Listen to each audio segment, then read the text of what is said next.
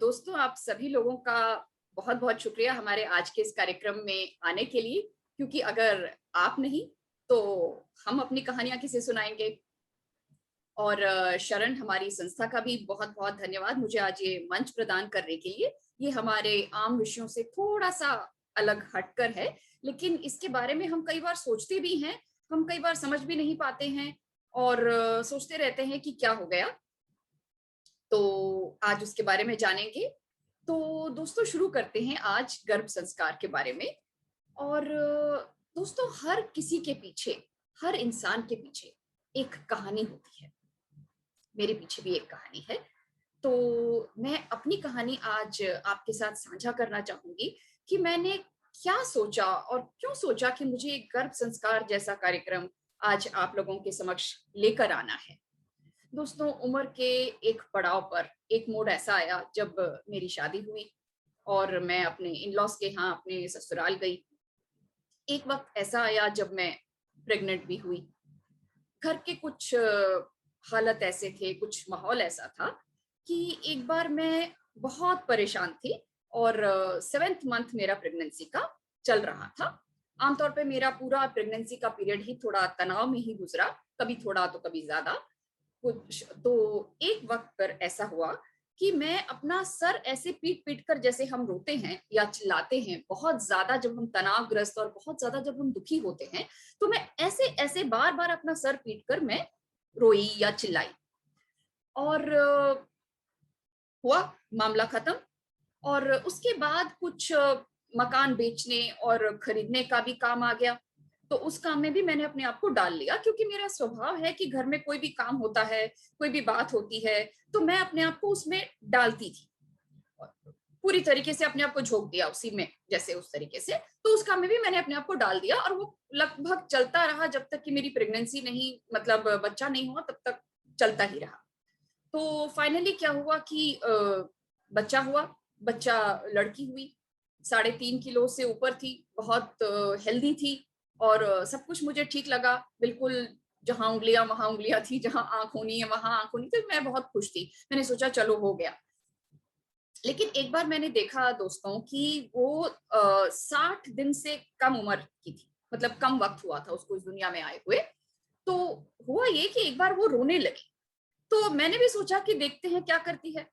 मुझे गर्भ संस्कार के बारे में उसी समय मालूम था, लेकिन कुछ हालात कई बार ऐसे होते हैं कि हम अपने आप को उस हालात में बहा लेते हैं। हम वक़्त के साथ बह जाते हैं, हम कंट्रोल नहीं कर पाते। तो मैंने इस दौरान, मतलब जब मैं गर्भावस्था में थी, तब मैं अक्सर, मेरे को आध्यात्म में भी गहरी रुचि थी, तो मैं आप उसको रूहानियत से संबंधी कहानियाँ भी सुनाती थी, कर्म सिद्धांत समझाती थी कि बेटा ऐसे करोगे तो ऐसे होगा, तो इसलिए ये सब नहीं करना, अच्छे बनकर रहना और इस तरह से करना गलत है। नैतिकता के बारे में, नैतिक गुणों के बारे में, एथिक्स के बारे में उससे काफ़ी बातें करती थी, जब मैं प्रेग्नेंट थी ऑलरेडी। तो ये जब बात हुई कि वो 60 दिन से कम की थी और रोने लगी, तो मैंने उसको उठाया नहीं। मैंने देखा कि मैं देखती हूँ ये क्या करती है और अब इसका नेक्स्ट रिएक्शन क्या होता है। तब अचानक मेरी छोटी-सी बच्ची ने अपना सर पीटना शुरू किया। मैं बता नहीं सकती कि मैं कितनी ज़्यादा अवाक रह गई देखकर। 60 दिन से कम उम्र का बच्चा रो सकता है, सर नहीं पीट सकता। वो ठीक उसका वही एक्सप्रेशन था जो 7th मंथ में मैंने किया था। यूं छोटे से अपने नन्हे नन्हे से हाथ माथे से ऐसे पटक पटक कर करने लगी। तो मैंने उठा लिया फिर फौरन, मेरे से देखा नहीं गया और मुझे अपनी गलती का एहसास भी हुआ। और ये बात मैं समझ गई कि गर्भ संस्कार यही है। जो भावना मेरे मन में थी, उस भावना को, मेरे तनाव को, मेरे मन के अंतर्द्वंद को, मेरे दुख को मेरे बच्चे ने महसूस किया है। आप सोच नहीं सकते कि मेरे उस समय क्या भाव थे। मैं अभी भी थोड़ा-सा भावुक हो रही हूँ इसको बताते हुए। खैर, इससे आगे बढ़ते हैं। फिर बच्चा ठीक-ठाक था, लेकिन बहुत ही फिडजेटी था। बहुत ही जैसे सर हिलाता रहेगा, हाथ-पैर हिलते रहेंगे, गोदी में तुम रख ही नहीं सकते। छोटे से बच्चे को भी बहुत मुश्किल था। बढ़ने लगी, जैसे-जैसे बड़ी हुई, मैंने देखा, फिर मेरे से रहा नहीं गया, मैंने उसको डॉक्टर से चेकअप कराया, तो पता लगा कि वो माइल्डली डिस्लेक्सिक है। और मैं उसके पहले ही जब मैंने तारे ज़मीं पर पिक्चर देखी, तब मुझे पता चला कि मेरी ये बच्ची डिस्लेक्सिक है। क्योंकि जैसा वो बच्चा था वैसे ही ये थी। लेफ्ट का जूता राइट के पैर में, राइट का जूता लेफ्ट के पैर में। टी शर्ट पहनने को कहा जाए तो पीछे का जो स्टिकर होगा वो आगे होगा। पूछो बेटा कैसी है, तो मम्मी मस्त, सब ठीक है। तुम उसको कुछ समझा ही नहीं सकते, गुड टच बैड टच कुछ नहीं बता सकते। और वैसे तो ठीक है, लेकिन पढ़ाई लिखाई में कंसंट्रेट कर नहीं पाएगी। मेरे जिंदगी के 10 से 12 साल बहुत मेहनत में गुजरे, और काफी मैंने अपने आप को उसके पीछे लगाया। और जब मैंने देखा कि मैं पढ़ा नहीं सकती, तो मैंने उसको लाइफ स्किल्स देने शुरू किए, उसको समझाना सिखाना शुरू किया कि जिंदगी में जीना कैसे है, दूसरों के साथ बर्ताव कैसे करना है, और जैसे कार्मिकली क्या इम्पैक्ट तुम पे पड़ सकता है, क्या करोगी तो। और मैंने देखा कि जहां मैं कर्मों की बात लेकर आती थी या अध्यात्म के बारे में लेकर आती थी, वो यूं कैच करती थी, मुझे ज्यादा समझाने की भी जरूरत नहीं महसूस होती थी। ये क्या है, ये भी गर्भ संस्कार है। क्योंकि जब मैंने गर्भवती होने पर उस वक्त पे जो उसके साथ बातें की, वो उसने सुनी, वो उसने ग्रास्प किया। महाभारत में हमने पढ़ाई है एक अभिमन्यु का वृत्तांत, जहां उसने ये चक्रव्यूह के अंदर जाना तो सीख लिया, लेकिन वापस आना, बाहर निकलना जब बताया जा रहा था तो उसकी माता सो गई थी, तो उसको वो नहीं समझ में आया, जाना उसको आ गया। इसी तरीके से जो मैंने गर्भ में उसके साथ बातें की वो उसको समझ में आ गई, लेकिन जो मैं परेशान थी, जो मैं तनावग्रस्त थी, उसका उसके ब्रेन डेवलपमेंट पे असर पड़ा और वो डिसलेक्सिक हुई। आज के दिन में बता दूं, वो अपने वक्त से कहीं आगे, बहुत ही समझदार, बहुत ही मेच्योर, प्यारी सी एक 22 साल की युवती है, और बीए साइकोलॉजी ऑनर्स कंप्लीट कर चुकी है। लेकिन मैं चाहती हूँ कि जो मैंने देखा, जो मैंने समझा, जो मैंने एक्सपीरियंस किया, वो गलतियां अगर उसमें से कुछ हो गई हो, तो वो आगे की जनरेशन या जो आज के इस प्रोग्राम को सुन रहे हैं या बाद में जो सुनेंगे देखेंगे, वो ना महसूस करें। इसीलिए मैं आपके सामने ये प्रोग्राम, ये कार्यक्रम लेकर आई। चलिए दोस्तों, ये है हमारी संस्था और ये है हमारा आज का कार्यक्रम। आप में से कितने लोग हैं जो वाकई में मानते हैं कि गर्भ संस्कार हो सकता है या ये संभव है, जिनको इस बात पे विश्वास है कि ऐसी कोई चीज होती भी है? दोस्तों बिल्कुल होता है, पक्का होता है, और मैं इसको अपने निजी जीवन में बहुत गहराई से महसूस करती हूँ।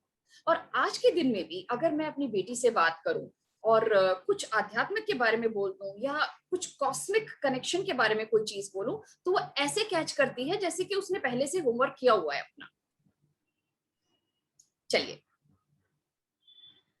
तत्र पूर्वम चेतना धातु सत्वकरणो गुणग्रहणाय प्रवर्तते। जैसे ही एम्ब्रियो बनता है वैसे ही उसका अपना दिमाग आ जाता है।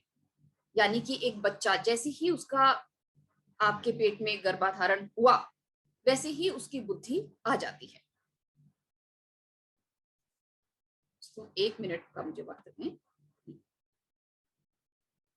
दोस्तों, जिस तरीके से एक किसान अपने खेत में फसल उगाने के पहले अपनी खेती की जमीन को तैयार करता है, उसमें हल चलाता है, उसमें खाद डालता है, पानी डालता है, और मिट्टी को मिक्स करता है, और शायद पानी के निकालने के लिए वो क्यारियां भी बनाता है, उसी तरीके से हमने इस शरीर रूपी खेती को तैयार करना है संतान रूपी फसल को उपजाने के लिए। लेकिन हम में से बहुत लोग इस चीज को ना मानते हुए, जानते हुए भी कहीं ना कहीं हम उसको उस तरीके से कर नहीं पाते। तो इसीलिए मैं ये कार्यक्रम मैं चाहती हूँ कि हम सभी इसको सुने और हम पहले से ही तैयार हो जाए इस चीज के लिए कि कुदरत कितनी खूबसूरत है। जब ओवम फर्टिलाइज होता है तब उसमें से प्रकाश निकलता है। और ये टेस्ट, ये जो रिसर्च है, ये Northwestern University Feinberg scientific journal 2016 में पब्लिश हुई है। लाइव स्पर्म का इसमें इस्तेमाल नहीं हुआ क्योंकि ये अमेरिका के रूल्स के खिलाफ था, तो उन्होंने स्पर्म एंजाइम्स यूज करके इस टेस्ट किया। और जैसे ही ओवम और स्पर्म फर्टिलाइज होते हैं तब एक तेज प्रकाश निकलता है, और प्रकाश की तेजी ये निर्धारित करती है कि बच्चा हेल्दी होगा कि नहीं और उसका जीवन कितना लंबा होगा। तो सोच के देखिए, ये हम माता और पिता, स्त्री और पुरुष दोनों पे कितना ज्यादा निर्भर करता है कि अपने आप को इस चीज के लिए तैयार करें और फिर हम एक संतान को इस दुनिया में लेकर आए। जैसे ही ओवम और स्पर्म फर्टिलाइज होता है, जैसे स्पर्म एक ओवम को फर्टिलाइज करता है, तभी निर्धारित हो जाता है कि आपके यहाँ लड़का होगा कि लड़की। जेनेटिक मेकअप उसका तैयार है। 4 सप्ताह में तो उसका दिल धड़कने लगता है। 8 सप्ताह में सिस्टम तैयार है। एक 3 सेंटीमीटर बच्चे का ब्रेन, लिवर और हड्डियां बन रही होती हैं। इसीलिए शुरुआती 3 महीने बहुत ही थकाने वाले होते हैं। हमारे देश में कई कुरीतियां भी हैं, जहां अगर लड़की हो गई तो हम सोचते हैं कि ये बहू में गलती है या हमारी पत्नी या बेटी में, स्त्री में गलती है। लेकिन पुरुष के शुक्राणु में अगर एक्स क्रोमोसोम हुआ तो लड़की होती है, क्योंकि स्त्री में सिर्फ एक्स ही क्रोमोसोम होता है, उसमें वाई क्रोमोसोम नहीं होता है। पुरुष के शुक्राणु में, उसके वीर्य में अगर वाई क्रोमोसोम हुआ तो लड़का होगा। तो गलती स्त्री की कहीं से भी नहीं है कि आपके यहाँ लड़की जन्मी है। स्त्री में सिर्फ क्रोमोसोम एक्स ही होता है, वाई होता ही नहीं है। आप जननी है। डॉक्टर जेफरी ब्लैंड कहते हैं एक बच्चे के विकास में माँ का एक बहुत बड़ा योगदान है, क्योंकि 50% से ज्यादा माइटोकॉन्ड्रिया माँ से आता है, पिता से नहीं। और 9 महीने उसको अपने गर्भ में माँ ही तो पाल रही है। और औरोबिंदो आश्रम की दी मदर, जिनको हम कहते हैं, एक फ्रांसीसी एक महिला जो है जिन्होंने औरोबिंदो आश्रम की स्थापना में जिनका बहुत बड़ा योगदान है, इन्होंने अपने कई सारे लेखन में भी ये लिखा है कि एक गर्भवती स्त्री अपने बच्चे के मन और व्यक्तित्व को प्रभावित कर सकती है। यहाँ तक कि एक स्त्री एक पर्टिकुलर आत्मा को, सोल को बुला भी सकती है अपने गर्भ में, लेकिन उसके लिए आध्यात्म में न सिर्फ रुचि, लेकिन बहुत ज्यादा उसको ज्ञान भी होना चाहिए कि ये काम कैसे किया जाता है। आमतौर पे जब हम प्रेग्नेंट हो जाती हैं तो उसके बाद हम अपने बच्चे के मन को बहुत ज्यादा हम उसको इम्पैक्ट कर सकते हैं, प्रभावित कर सकते हैं। ये इनका कहना है और इनके लेखन में इन्होंने ये लिखा भी है। एक बार इनकी मुलाकात एक स्त्री से हुई जिसके बहुत ही सुंदर जुड़वा बच्चे थे, और जिन उन बच्चों की शक्ल जो है वो न माँ से मिलती थी न पिता से। तो उन्होंने पूछा कि ये बच्चे ऐसे कैसे हैं या फिर क्यों हैं। तो उस स्त्री ने जवाब दिया कि वो अपनी गर्भावस्था में बहुत ही सुंदर बच्चों की तस्वीरें, एक इंग्लिश पेंटर की तस्वीर स्पेसिफिकली, उसको वो देखा करती थी। तो बच्चे उनको देखकर उसके बच्चे जो हैं वो बहुत ही खूबसूरत पैदा हुए। ये होता है वास्तव में। आप अगर बहुत सुंदर अपनी कल्पना को रखें तो उस तरीके से बच्चे होते हैं। हमारे आसपास कई सूक्ष्म शक्तियां होती हैं। दोस्तों, हम माइक्रो ऑर्गेनिजम्स और वायरस और बैक्टीरिया इनको देख तो नहीं पाते, लेकिन हमें मालूम है ना कि ये है हमारे आसपास। अब कोविड क्या है? वायरस ही तो है जो आया है। उसी तरीके से अनेकों अनेक बैक्टीरिया हैं और माइक्रो ऑर्गेनिजम्स हैं। उसी तरीके से हमारे आसपास कई सूक्ष्म शक्तियां भी होती हैं। इसीलिए एक गर्भवती स्त्री की रक्षा करना, उसको प्रोटेक्ट करना बहुत ही ज्यादा जरूरी हो जाता है, ताकि वो उसके ऊपर किसी नकारात्मक शक्ति का या किसी चीज का असर उस पे ना हो।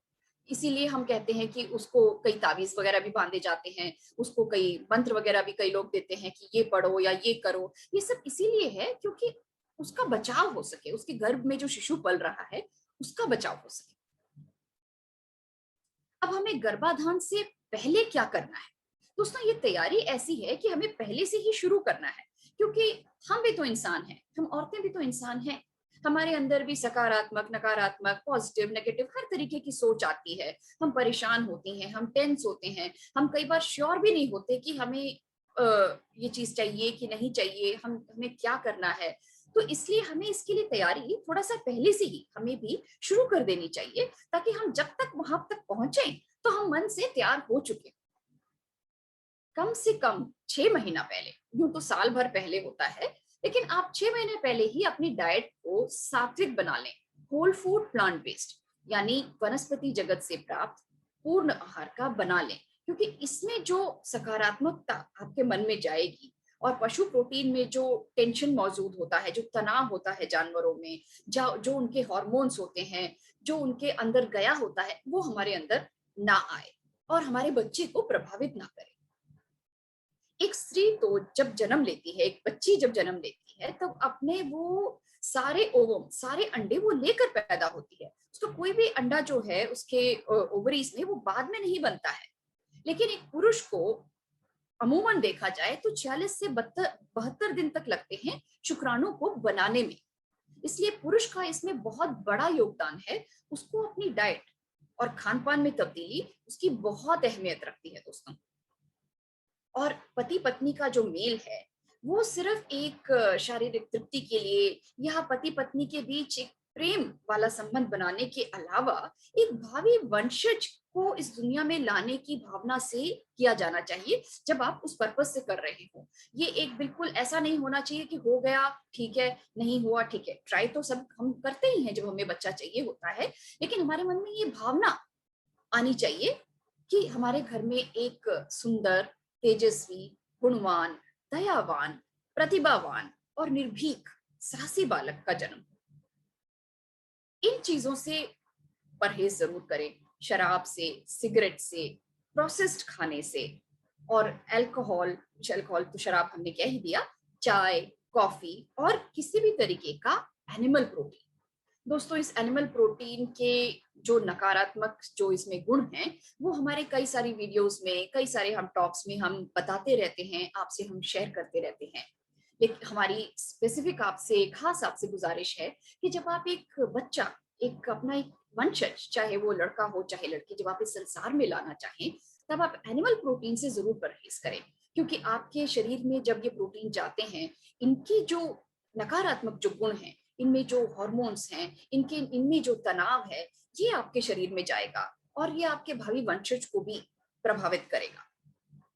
इसलिए पशु प्रोटीन से परहेज करना बहुत जरूरी है। और प्रोसेस्ड खाने में जान या जीवन तो होता ही नहीं, इसलिए इससे भी परहेज करना बहुत जरूरी है।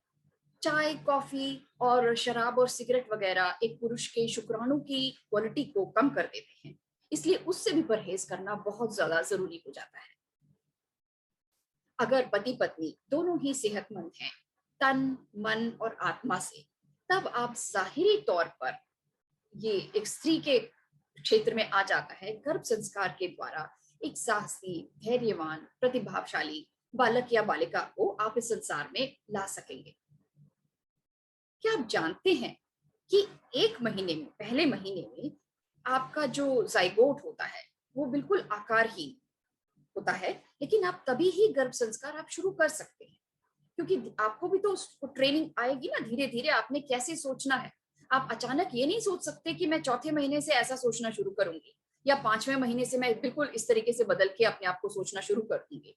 आप अपने आप को उसी में ढालें, उसी सांचे में पहले से ही शुरू करें और पहले महीने से ही आप गर्भ संस्कार शुरू कर सकते हैं। दूसरे महीने में आपका भ्रूण गोलाकार या लंबाकार होता है।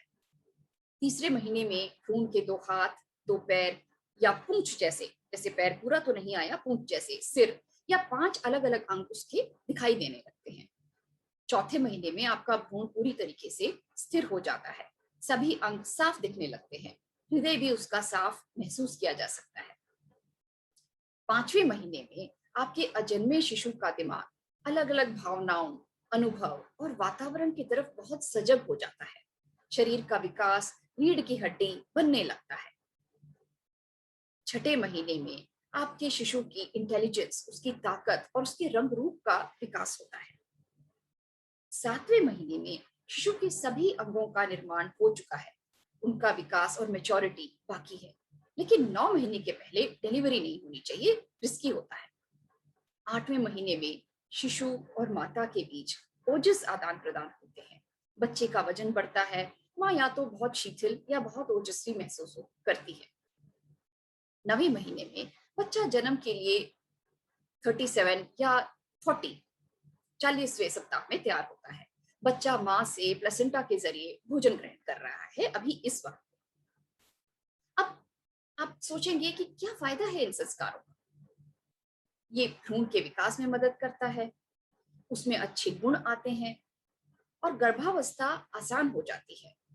और दोस्तों बच्चा आपका है, जब तक वो पूरी तरीके से फाइनेंशियली इंडिपेंडेंट नहीं हो जाता या बिल्कुल अपने आप को, जैसे आर्थिक मामलों में खुद का देखभाल वो पूरा नहीं कर सकता, वो आप ही पे तो निर्भर करेगा। हम में से कितने लोग हैं जो कई बार अपने संतान की वजह से परेशान होते हैं, लेकिन हम समझ नहीं पाते कि ये कैसे हुआ। जैसे भी आपका बच्चा है, आपको किसी भी तरीके से गिल्ट कॉम्प्लेक्स या फिर ये सोचने की जरूरत नहीं है कि शायद अपने आप को ही आप दोषी मानने लगे। जहां हैं वहीं से आप आगे अपनी सोच को बदल कर आगे बढ़ सकते हैं। अपने बच्चे के विकास में और उसके जीवन के आगे के चलने के जो चरण हैं, उसमें आपका एक बहुत बड़ा योगदान है। आप जहाँ पर हैं, वहीं से आप शुरू करें। लेकिन अगर आपने अभी प्रारंभ नहीं किया है, आपका बच्चा है नहीं, आप माँ हैं या बहू हैं या पत्नी हैं या देवरानी, जेठानी आपके घर में कोई है जिसके यहाँ बच्चा हो सकता है, तो आप उसकी मदद कर सकते हैं। क्योंकि बच्चा आपका है, जीवन आपका है और आपके जीवन में वो आने वाला है। सो हम क्यों ना इस तरह से करें कि उसके अंदर अच्छे संस्कार ही आए। कुछ जरूरी जानकारी हम देख लेते हैं। आप डॉक्टर आर्नोल्ड शिबल कहते हैं कि आपका दिमाग आपके शिशु के दिमाग के साथ जुड़ा होता है।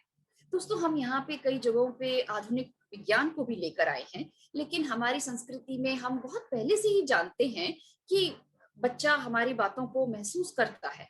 ऐसा हमारे धार्मिक ग्रंथों में भी लिखा हुआ है और अन्य ग्रंथों में भी। चाहे आप देश के किसी भी प्रांत में रहते हो, किसी भी धर्म, किसी भी जाति, कहीं से भी आप संबंध रखते हो, ये तो हम जानते ही हैं कि बच्चा महसूस कर सकता है। ये कई जगहों पर लिखा गया है, आया है।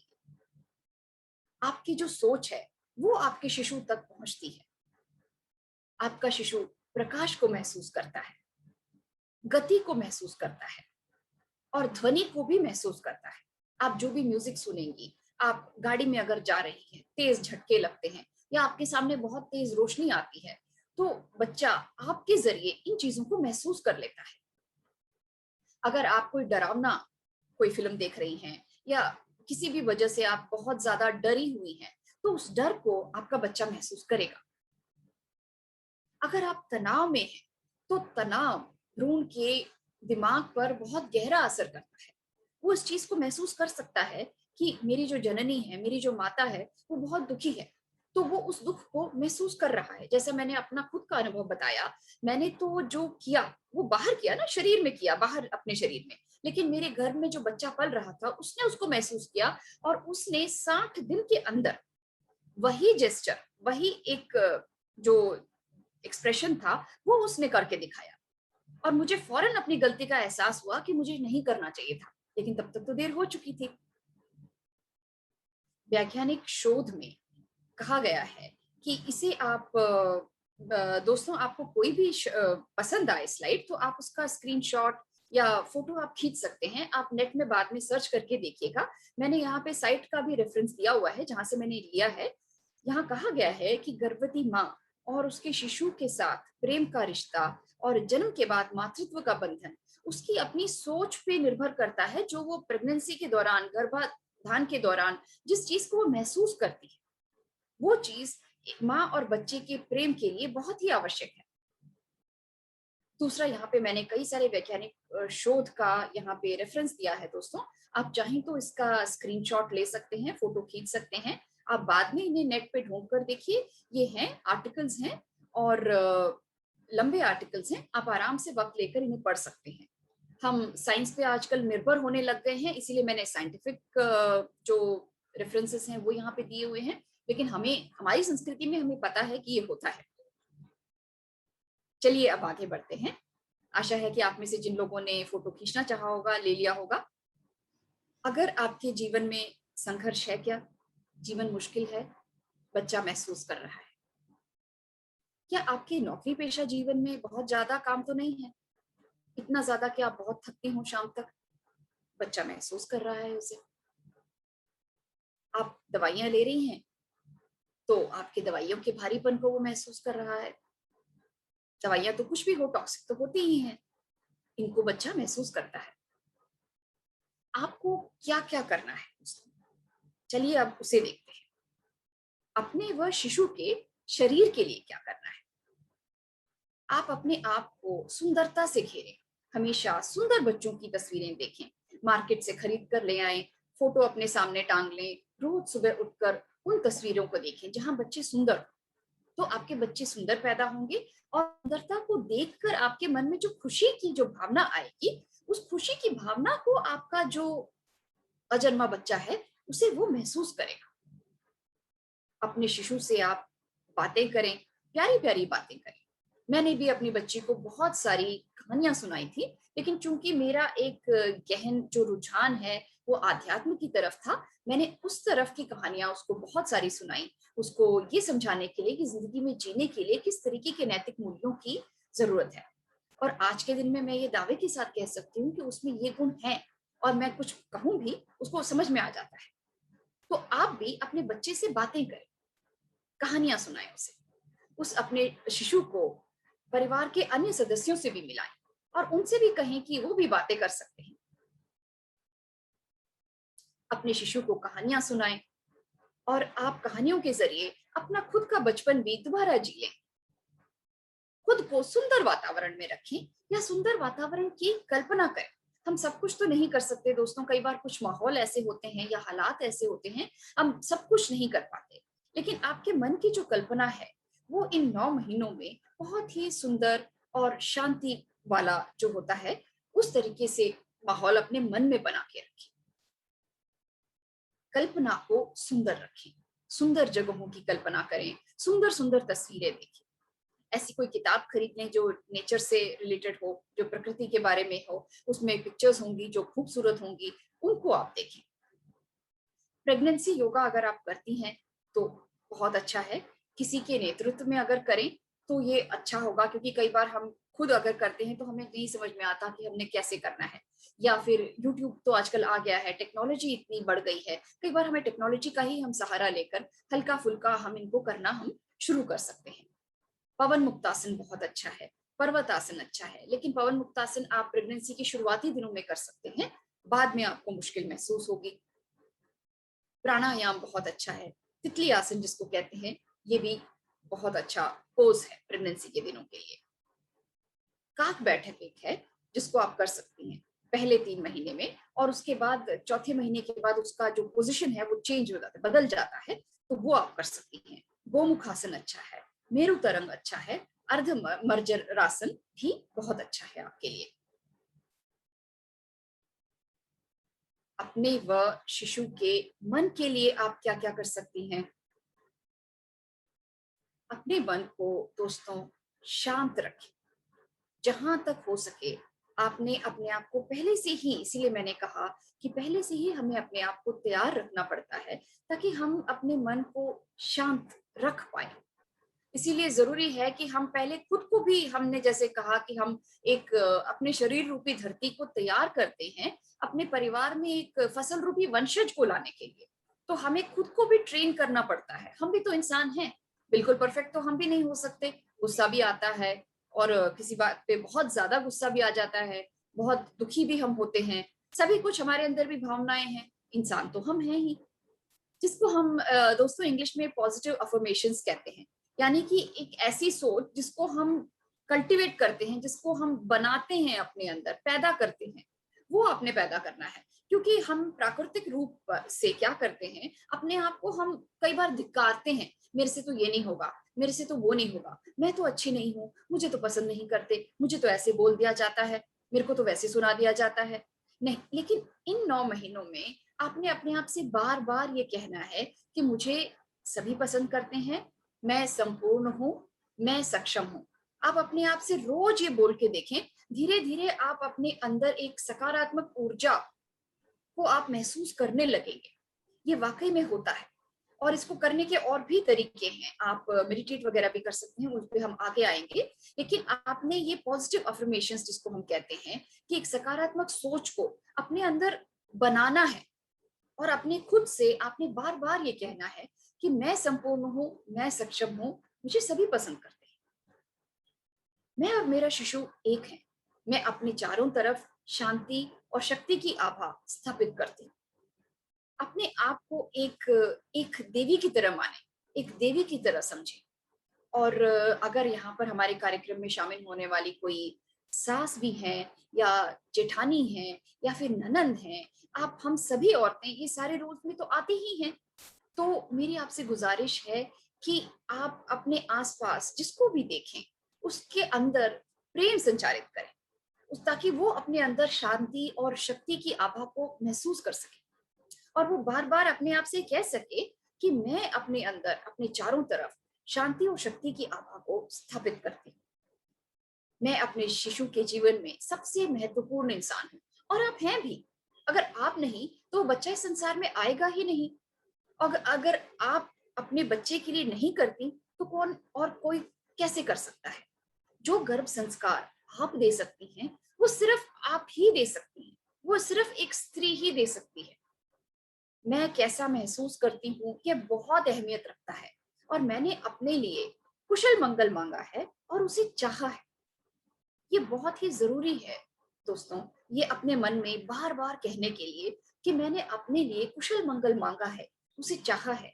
मैं अपने शिशु के लिए बहुत ही ज्यादा महत्वपूर्ण हूँ। मैं नहीं तो मेरा शिशु नहीं, और मैं उसको इस दुनिया में लाऊंगी और बहुत प्रेम से रखूंगी। मेरे शरीर में जो भी बदलाव आ रहे हैं मैं उसे पूर्ण रूप से मैं उसको स्वीकार करती हूँ, और कुदरत के साथ मैं बिल्कुल ही तालमेल में जी रही। अपने मन को शांत करने वाला संगीत सुने। ऐसे में आप लाउड म्यूजिक ना सुने, क्योंकि जो भी आप म्यूजिक सुन रही हैं उसको आपका बच्चा भी आपके जरिए सुनता है। आप जिस भी धर्म के हों, जिस भी जाति के हों, जहां कहीं भी रहते हों, आप जैसे भी करना चाहें, पूजा करें, मेडिटेट करें अपने अपने धर्म के हिसाब से। आपके सभी धर्मों के मूल में एक ही बात लिखी गई है, करें, और इससे आपके बच्चे पर काफी गहरा असर पड़ेगा। हमारी तरफ से एक जो सुझाव है, ये आदि शंकराचार्य की आप अच्युताष्टकम सुने। ये अच्युताष्टकम जो है ये गर्भवती महिला के लिए खासकर बनाया गया है, और बहुत ही अच्छे वाइब्स जिसको कहते हैं तरंगे इससे पैदा होती हैं। जब हम कहते हैं कि भाई किसी को डांट कर नहीं बुलाना चाहिए, प्यार से बोलना चाहिए, या मंत्रों के बारे में जो हम कहते हैं, उच्चारण जो हम करते हैं, उससे एक आभा निकलती है, फैलती है, उसकी अपनी तरंगे होती है, और वो तरंगे आपके आसपास के माहौल को बदल सकती है। आपके मन की अवस्था को भी ये तरंगे बदल देती है। इसीलिए हम पॉजिटिव वाइब जिसको अफर्मेशंस कहते हैं वहां से स्टार्ट करते हैं, क्योंकि वो आपकी सोच है, आप फौरन उसको करेंगे। इसके अलावा आजकल जो विज्ञान ने जो तरक्की की है उसके उसकी वजह से यूट्यूब पर बहुत सारी चीजें हैं आपके धर्म के हिसाब से। आज आप कुछ भी सुन सकते हैं। ये सिर्फ हमारा एक सुझाव है कि आप अच्युताष्टकम सुने। अगर आप किसी से बातें करती हैं, बोलती हैं, तो आप मीठा बोलें। आप कर्कश बोलेंगी, आप नाराज होंगी, आप उस समय गुस्सा होंगी या तनाव में होंगी, तो आपके मुंह से जो शब्द निकलेंगे वो उसके तनाव के अनुरूप ही होंगे। तो आप सामने वाले को तो बोल रही हैं, लेकिन आपका बच्चा उसको सुनता है। आपके जरिए वो उसको उस भावना को वो महसूस कर लेता है। अगर आप उसमें पढ़ती हैं तो आपका बच्चा भी सीखता है, पक्का सीखता है, जरूर सीखता है। आप बाहर बोलती हैं तो भी वो सुनता है, आप मन में ग्रहण करती हैं तो भी वो उसे सीख रहा है। आप पंचतंत्र की कहानियां पढ़ें, आप अपना बचपन इसी बहाने दोबारा जी लें। जातक कथाएं पढ़ें, ये सब तो है ही ना, हमारे अपने देश की, हमारे यहाँ की लिखी हुई किताबें आप आराम से पढ़ सकती हैं। और अगर आपको एक साहसी और वीर बालक चाहिए तो महाराणा प्रताप, छत्रपति शिवाजी, इनके बारे में आप पढ़ें, क्योंकि इनकी बहादुरी की कहानियां जब आपके मन में, आपके रोम रोम में फैलेंगी तो आपका बच्चा जाहिरी तौर पर इनको महसूस करेगा। सिखों के 10 गुरुओं के बारे में पढ़ें। बच्चा करुणामय पैदा होगा, उसके मन में हर किसी के लिए इज्जत होगी। या ये जरूरी नहीं है कि आप यही पढ़ें, आप जिस भी धर्म से हैं उस धर्म में, हर धर्म के जड़ में एक ही चीज लिखी गई है। आप अपने धर्म के अनुसार, अपने विश्वास के अनुसार आप जो चाहें वो पढ़ें। ये हमारा एक सिर्फ एक सुझाव है। हमारे यहाँ जो राजमाता अहिल्याबाई होलकर हुई हैं उनके बारे में पढ़ें, और महारानी लक्ष्मीबाई के बारे में भी हमने सुन रखा होगा, इनके बारे में पढ़ें। बच्चा डरेगा नहीं, हिम्मत वाला पैदा होगा। और जहां तक खान पान का सवाल है, पूरी जानकारी के साथ तैयार किया गया वीगन खाना एक गर्भवती की सारी जरूरत को पूरा करता है। दोस्तों, यहाँ वीगन का मतलब ये नहीं है कि सिर्फ शाकाहारी।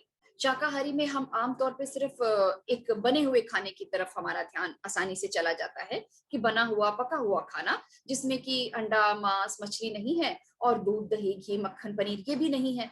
लेकिन वीगन का मतलब ये नहीं है। इससे कहीं आगे बढ़कर आपको ऐसा खाना अपने जीवन शैली में इस दौरान शामिल करना है जो कि रॉ, यानी बहुत सारे फल और बहुत सारी कच्ची सब्जियां, या फिर आप कच्चा ना ले पाती हो तो स्टीम्ड यानी भाप में पकाई हुई, क्योंकि इनसे आपके शरीर में जो भी प्रोटीन है विटामिन्स हैं, मिनरल्स हैं, जिनकी आपको प्रेगनेंसी के दौरान जरूरत है, उसको आप भरपूर अपने शरीर की जरूरतों को पूरा कर सकती हैं।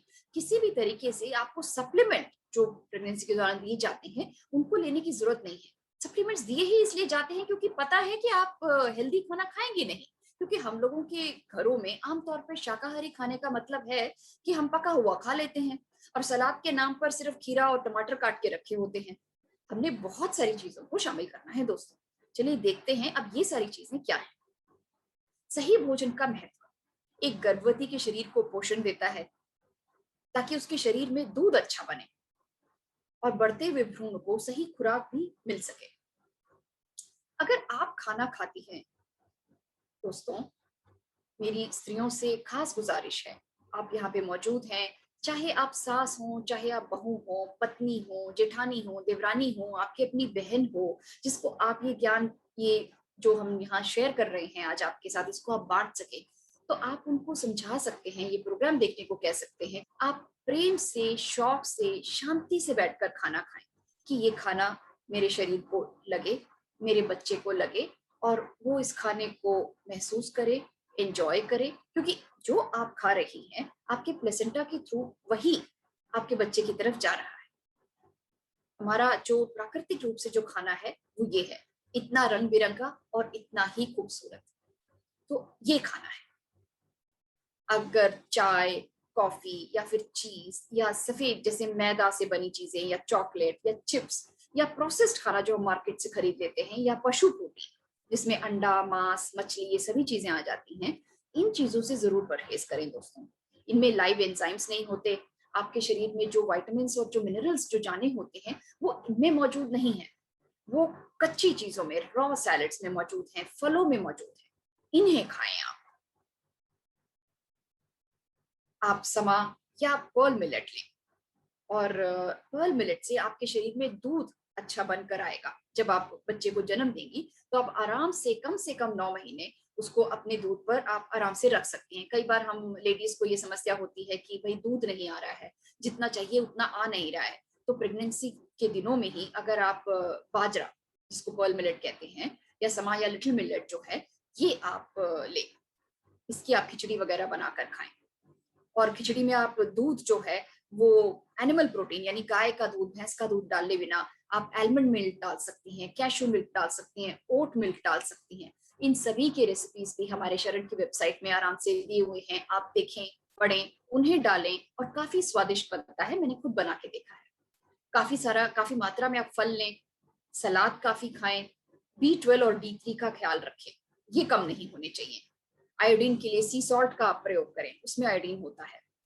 मैग्नीशियम का ख्याल रखें, फॉलिक एसिड, पत्तेदार सब्जियां, यानी आप जो ये मैग्नीशियम या फिर फॉलिक एसिड या फिर आयरन या selenium, thiamine, niacin, vitamin E, zinc, ये सारी जो चीजें हैं दोस्तों, ये आपको कच्चे फल तो कच्चे होते ही हैं, लेकिन कच्ची सब्जियों से और हरी पत्तियों से भरपूर मात्रा में आपको मिल जाती हैं। बदल बदल कर सलाद, बदल बदल कर खाएं।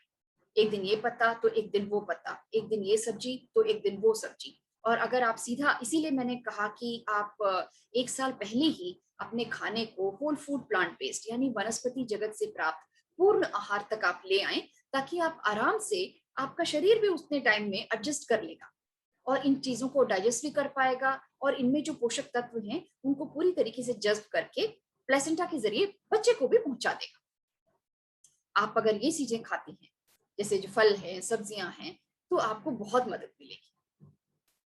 इस तरीके से अगर आपको खाने को आप बनाकर खाती हैं तो आपको बहुत ही एपेटाइजिंग लगेगा। हम जब हल्दी डालकर बनाते हैं तो खाने का सिर्फ एक हल्दी वाला रंग रह जाता है या ब्राउन वाला रंग रह जाता है या थोड़ा सा टमाटर की वजह से लाल रंग, लेकिन इतने सारे रंग हमारे खाने में होते ही नहीं जो कच्चे फलों में और सब्जियों में होते हैं। वाकई में दोस्तों, अगर आप ऐसा खाना शुरू कर देंगे ना तो आप पका हुआ खाना तो बिल्कुल ही छोड़ देंगे, चाहे आप प्रेग्नेंट हो चाहे नहीं हो। फिर आप प्रेग्नेंट भी हैं तो बहुत ही अच्छा है। आपका बच्चा भी जन्म के पहले ही, देखिए कई बार हम कहते हैं बच्चे फसी ईटर्स हैं, खाते नहीं हैं। क्यों? ये भी इसलिए भी हो सकता है क्योंकि हमने गर्भ के दौरान इस तरीके का खाना खाया नहीं। आप जो भी खा रही हैं बच्चा उसे महसूस कर रहा है। तो अगर आप गर्भावस्था के दौरान ही कच्चे फल और कच्ची सब्जियों की तरफ आपका झुकाव, आपका रुझान बढ़ता है, आप सलाद खाती हैं, रंग बिरंगे फल और सब्जियां आप खाती हैं, तो आप निश्चित तौर पे आप देखेंगी कि आपका बच्चा फलों और सब्जियों को बहुत पसंद करेगा जन्म के बाद भी। और फसी ईटर ना होकर आप देखेंगे, आप फलों और सब्जियों को वो आराम से खाने लगेगा, क्योंकि गर्भ के दौरान ही आपने उसके शरीर में ये स्वाद डाल दिया है। बात स्वाद को डालने की होती है। हम उस स्वाद को डालते नहीं और हम कहते हैं कि भूख लगे तो बिस्किट पकड़ा दिया, फिर हम कहते हैं कि बच्चा फसी ईटर है। भाई क्यों फसी ईटर है? जब हमारे पास पहले ही ये जानकारी है कि हम गर्भावस्था के दौरान ही उसको रंग बिरंगा खाना देकर उस खाने की तरफ उसको आकृष्ट कर सकते हैं। उस समय तो उसकी पर्सनैलिटी डेवलप नहीं हुई है ना। वो उस समय क्या जानता है कि खाना ऐसा होता है या वैसा। जो स्वाद आप मजे लेकर खा रही हैं, उस मजे को, उस स्वाद को वो महसूस करता है। और जन्म लेने के बाद भी आप आराम से उसके हाथ में केला या संतरा या पपीता या फिर कोई भी फल काट के देंगी, आराम से खाएगा जब उसकी उम्र होगी, कोई फस नहीं करेगा। B12 और D3 की जरूरत है दोस्तों शरीर में। कमी से वजन में कमी हो जाती है, गर्भपात होने की संभावनाएं रहती हैं, समय से पहले डिलीवरी होने की एक शंका रहती है, या शिशु में बर्थ डिफेक्ट जिसको हम कहते हैं जन्म दोष, ये भी आ सकता है। उच्च रक्तचाप, कम वजन और गर्भपात की शंकाएं रहती हैं, तो इसलिए इसका ख्याल रखें। आयरन के लिए हरी पत्तेदार सब्जियां, सब पत्तों को बदल बदल कर खाएं, एक दिन ये पत्ता तो अगले दिन दूसरा पत्ता, क्योंकि उनमें जो विटामिन और मिनरल्स होती हैं वो थोड़ा सा बदलते हैं पत्ते के हिसाब से। और उसके बाद अगर आप अपने शरीर में आयरन की अब्जॉर्प्शन को बढ़ाना चाहती हैं कि आपका शरीर उसका चयापचय, उसका मेटाबॉलिज्म अच्छे से कर पाए, तो उसमें थोड़ा सा नींबू निचोड़ लें। इस विटामिन सी की वजह से आपका शरीर उसको ठीक तरीके से जज्ब कर पाता है। आयरन के लिए आप डेट्स ले सकती हैं, अनार ले सकती हैं, काली वाली किशमिश आप जोड़ लें, एप्पल लें, केसर अगर आप अफोर्ड कर सकते हैं, खरीद सकते हैं, तो केसर भी आप ले सकते हैं। बादाम मिल्क में थोड़ा सा केसर मिलाकर पिए, बादाम का दूध निकाल लें और या तो फिर कैशू का मिल्क निकाल लें, उसमें आप केसर मिलाकर पिए, ये शरीर के लिए बहुत ही अच्छा है। आपके नर्वस सिस्टम के लिए फोलिक एसिड की बहुत जरूरत होती है। इसके लिए दोबारा आप हरी पत्तेदार सब्जियां, यहाँ पे ब्रोकोली है और संतरा है, बादाम है, एवोकाडो है, बीन्स है, राजमा, स्ट्रॉबेरी है, अखरोट है, फिग्स हैं, अंजीर है, ये सब आप आराम से ले सकते हैं। थायराइड के काम के लिए आपको आयोडीन से भरपूर खाना आपको लेना है, और आयोडीन के लिए आप सी सॉल्ट का भी प्रयोग कर सकते हैं। लेकिन आप यहाँ देख रही हैं कि आयोडीन आलू में है, सी वेजिटेबल्स यानी सी केल्प वगैरह जो कहते हैं, इन सब चीजों में भी है, नेवी बीन्स, क्रैनबेरी, स्ट्रॉबेरी और ओट्स, किनोवा, अंजीर, स्पिनच, पालक, दालें और राजमा में बहुत है। आप इनका सेवन करें। और आपको जिंक की भी जरूरत है। पशु जगत से ना प्राप्त करके वनस्पति जगत से अगर आपको जिंक लेना है, तो आप ये सारी चीजें आप खा सकते हैं। एवोकाडो है, मटर है, और ये शायद किनोवा है, और चना है, सफेद चना है, बीज हैं, मशरूम है, पालक है, वाटरमेलन है, ये सारी चीजें आप ले सकते हैं। अगर इन चीजों की कमी होगी तो बच्चे का वजन कम हो सकता है, आपका लेबर लंबा हो सकता है, या समय के पहले डिलीवरी हो सकती है। लेकिन आपको ये सोचने की जरूरत नहीं है कि कौन सी चीज मैंने किस मात्रा में लेनी है। आप बस जैसा आपका शौक है, जैसे आप बना के खा सकते हैं, बिना आपको ज्यादा अपना इसमें कैलोरी वगैरह सोचने की जरूरत नहीं है। आप लगभग 2 लोगों के लिए खा रही हैं, आप अपने लिए भी खा रही हैं और अपने बच्चे की सेहत के लिए भी खा रही हैं, उसकी इम्यूनिटी के लिए खा रही हैं। इसलिए आराम से आप ये सब चीजें, जितना शौक है, जितना खाना चाहिए, खा सकती हैं। मैग्नीशियम की आपको जरूरत है तो सेसमी सीड्स में है, स्पीयरमिंट में है, वाटरमेलन में है, पाइन नट्स में है, आलमंड, बादाम में, पंपकिन के बीज में है, ब्राजील नट्स में है, ककाओ में है, और सनफ्लावर सीड्स, तिल। ये पिक्चर्स आप फोटो भी खींच सकती हैं, आपको रिकॉर्डिंग भी मिलेगी। आप इन चीजों का सेवन करें मैग्नीशियम के लिए। लेकिन दोस्तों यहाँ पे एक बात है कि आपको इन चीजों को सप्लीमेंट के रूप में आपको लेने की कोई जरूरत नहीं है। सप्लीमेंट के रूप में जब आप चीजों को लेते हैं, तब ये चीजें आपके शरीर में जाके उस तरीके से काम नहीं करती, वो फायदा नहीं देती जो इनको देना चाहिए। डॉक्टर कॉलिन कैंपबेल हैं, इनकी लिखी हुई किताब है होल।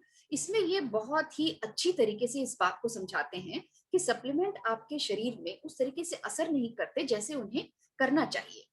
और ये ऐसा ही है जैसे कि आपने संतरे में विटामिन सी देखा, तो कंपनियों ने क्या किया, विटामिन सी की एक गोली बना दी और उस गोली को मार्केट में बेच दिया। सब लोग खरीद के खा रहे हैं कि विटामिन सी है। क्यों भाई, आप सीधे संतरे खाओ ना। संतरे खाएंगे, आपका इम्यूनिटी भी बहुत बढ़ेगा, और उसके साथ जितने भी और विटामिन और मिनरल्स है, क्योंकि कभी भी किसी भी सब्जी में, किसी भी फल में कोई एक विटामिन या एक मिनरल नहीं होता दोस्तों, वो अपनी पूरी पलटन लेकर आता है। और बिना पलटन के आपने सिर्फ जनरल को पकड़कर खा लिया, वो आपकी सेहत पर वो असर नहीं करेगा। डॉक्टर कैंपबेल कहते हैं कि सप्लीमेंट्स लेना ऐसा ही है जैसे कि आपने युद्ध में एक बहुत ही बहादुर जनरल को अकेले भेज दिया। अब बिना पलटन के चाहे वो जनरल कितना भी बहादुर हो, किस तरीके से काम करेगा, कितनी सफलता वो दे पाएगा, कैसे जीत पाएगा? पलटन होगी तो काम करेगा। उसी तरीके से हमारे शरीर में भी ये सारी चीजें जब अपने फल और अपने मूल रूप में जाती हैं बिना टैबलेट के, तभी वो उसका असर दिखा पाती है। इसलिए आपको सप्लीमेंट पे ना निर्भर करके इस पूर्ण आहार पे निर्भर करना चाहिए। ये खाना देखिए, कितने लोग हैं जिनको खाने का मन कर रहा है इतना रंगीन खाना देखकर। ये बहुत स्वादिष्ट भी होता है और सेहत के लिए भी अच्छा है। जी। दोस्तों, दुग्ध उत्पाद से आप परहेज करें। यहाँ पर मैं अपना एक व्यक्तिगत अनुभव आपसे बांटना चाहूंगी। मेरे परिवार में एक 10-12 साल की लड़की थी। जब मैं उससे मिली तब उसकी उम्र करीब 10 या 11 साल की रही होगी, और उसका वजन करीब 70-80 किलो था। बहुत ही ज्यादा वो बच्ची मोटी थी, और उसको हाइपोथायरॉइड था, शरीर बहुत वजनी, और उसको मंथली पीरियड्स यानी माहवारी जो थी वो आती ही नहीं थी, और आती थी तो 12-13 दिन के पहले जाती नहीं थी, और 2-3 महीने आएगी ही नहीं। मैंने जब उस बच्ची से उसकी माँ से मैंने बात की और मैंने पूछा कि आपने क्या ये बच्ची बचपन से मोटी थी? तो उन्होंने कहा कि हाँ, ये जन्म में ही इसका वजन बहुत ज्यादा था, और लगभग एक ही साल में, 1 साल की जब थी तब उसका वजन बहुत ज्यादा बढ़ गया था। या छोटा बच्चा दोस्तों बचपन में बहुत क्यूट लगता है, प्यारा सा लगता है, लेकिन 10 साल की लड़की अगर 80 किलो की हो, तो तब हम सोचने पे मजबूर हो जाते हैं कि क्या गलत है। उसकी माँ ने मुझे बताया कि उनकी सास उसको दूध की मलाई कटोरा भर भर के जबरदस्ती खिलाती थी। ध्यान दीजिए, दूध में जो मलाई है कटोरे में भर भर के जबरदस्ती उस बहू को खिलाया जाता था, ये बोलकर कि ये सेहत के लिए अच्छा है। और वो बच्ची जन्म से ही हाइपोथायरॉयडिज्म लेकर पैदा हुई, यानी कुछ लोगों को बाद में आता है, और ये हार्मोनल इम्बैलेंस है जो एनिमल प्रोटीन से आया। और मुझे उस समय इतना ज्ञान नहीं था, लेकिन मुझे अब समझ में आया कि मैं इन दो चीजों को कनेक्ट कर पाई कि दूध की वजह से उस लड़की का वजन, इतनी ज्यादा मलाई खाने की वजह से, जो कि दूध का एक बहुत ही कॉन्सेंट्रेटेड हिस्सा है, और वो भी कटोरे में भर भर कर, लगभग 70-80 किलो का वजन 10-11 साल की लड़की में। आप सोचिए कैसा रहेगा। इसलिए एनिमल प्रोटीन यानी दुग्ध उत्पाद जो है, उससे आप दोस्तों परहेज करें। आपका बच्चा बहुत ही स्ट्रांग, मजबूत, और इम्यूनिटी यानी रोग प्रतिरोधक क्षमता भी उसमें बढ़कर होगी। वो अच्छी तरीके से, ठीक तरीके से जन्म लेगा। और गर्भ के दौरान वातावरण और आपके परिवार की क्या जिम्मेदारी है? जी। अपने घर को आप साफ रखें। दोस्तों, अगर आपकी पत्नी, आपकी बहू, आपकी जेठानी, देवरानी, आपकी बहन जो भी है, इस अवस्था में अगर घर को बिल्कुल साफ रखना चाहती हैं तो उसकी मदद करें। घर को सजा के भी रखना चाहती हैं तो उसमें भी उसका साथ दें। परिवार के सदस्य अगर इस समय शांत हो तो बहुत अच्छा है।